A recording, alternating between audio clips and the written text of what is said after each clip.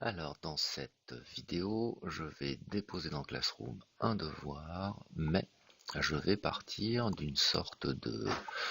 je vais partir d'un document texte que j'ai déjà créé. Donc, je vous présente ce fameux document. Donc, ça pourrait être mon sujet. Donc, je l'ouvre, c'est un Google Doc. Je l'ouvre, il est dans mon Drive de prof. Donc je l'ai appelé illustration des possibles. Son nom c'est exemple de devoir partant d'un modèle. Le modèle c'est le document que vous êtes en train que je suis en train de vous montrer.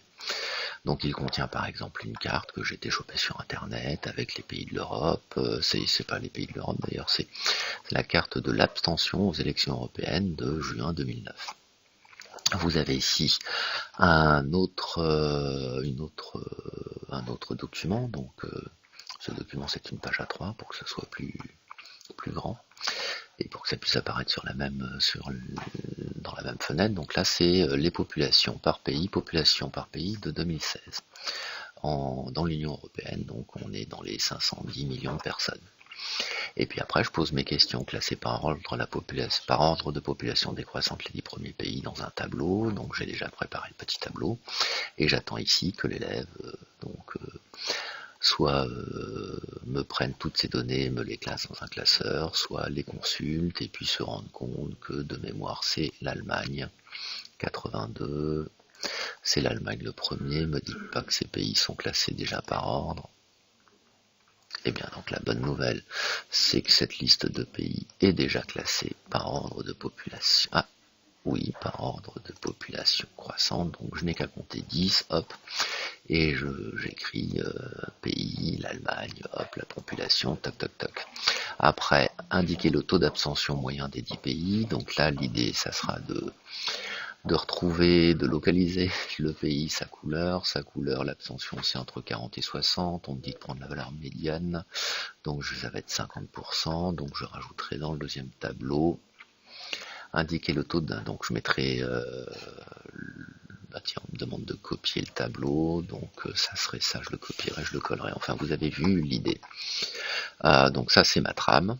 Alors ce que je vais vous montrer maintenant c'est le fameux devoir, donc je m'en vais aller dans travaux et devoirs, je suis dans mon cours, bac à sable, je vais faire créer un devoir, là je vais l'appeler devoir avec modèle. Instruction c'est faire le devoir. Et là, je vais lui donner le barème, 20 points. Toc. La date, ce sera pour demain, enfin après-demain, samedi. Le thème, ça sera toujours dans le thème 1. Et là, je vais aller chercher dans mon drive. Donc dans mon drive, je vais aller importer, dans mon drive, excusez-moi, je m'en vais chercher cet exemple de devoir, je l'ajoute. Et là, le fait d'avoir utilisé donc un document qui existait dans mon drive et qui était un Google Doc ou un Google Sheet ou autre chose, je peux le rendre consultable par les élèves. Donc là, ça serait en fait le document que les élèves liraient et eux me déposeraient dans le devoir un autre fichier. Mais sinon, je peux le rendre modifiable par les élèves. Donc là, tous les élèves font un travail collaboratif et modifient cet unique document. Et je peux prendre la troisième option, et c'est celle-là que je vais vous montrer, c'est faire une copie par élève. Donc je prends l'option faire une copie par élève et je le publie. Alors ça donne quoi? Je vais rebasculer avec mon compte élève.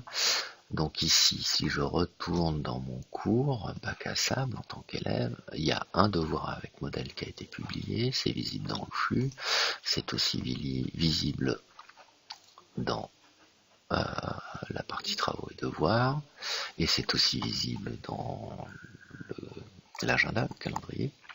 Donc si je clique dessus, là j'ai le fichier, faire le devoir, hop, en tant qu'élève.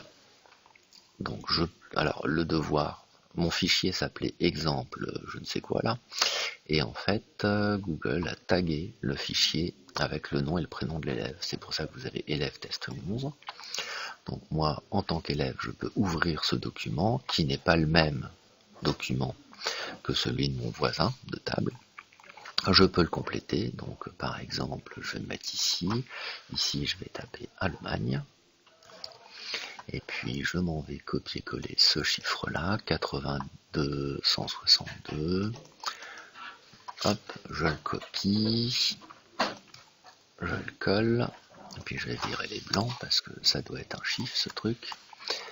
Toc. Et puis, je le ferai comme ça. Donc, c'est la seule réponse. Allemagne, je vais mettre... on a dit c'était... Allemagne, pourcentage d'abstention, c'est très rose, entre 7 et 50%. C'est la valeur médiane. Vous pouvez copier moyen, le taux d'abstention moyen des 10 pays, donc l'Allemagne c'est au milieu. Calculer en pourcentage, bon voilà, ça ce serait ma réponse. Donc en tant qu'élève, je pourrais cliquer sur le petit bouton remettre ici. Et puis là, je rends ma copie, en fait. Donc là, je rends le devoir. Hop. Donc ça, c'est fait.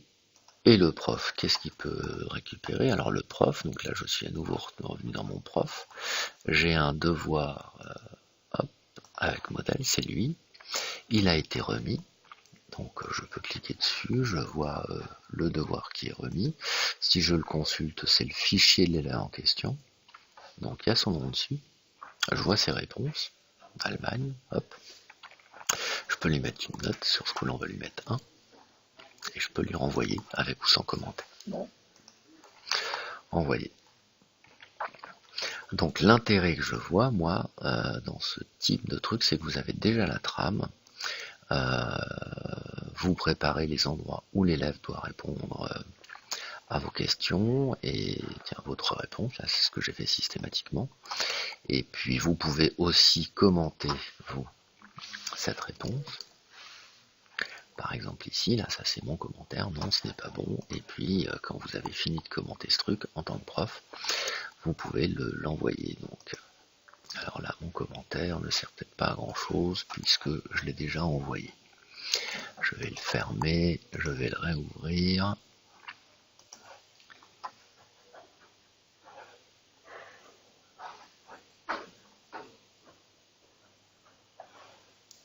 Et bien si mon commentaire est là, donc ça je peux le fermer. Et si je suis un élève, et si je regarde ce qui s'est passé, je retourne dans mon bac à sable, dans mon travaux et devoirs, je vois bien le devoir avec modèle, il a été noté, je peux cliquer dessus en tant qu'élève, je peux consulter alors les remarques du prof ici, toc, qui apparaissent en rouge, et je dois pouvoir visualiser ma note en cliquant sur afficher le devoir, et là je vois ma note 1 sur 20.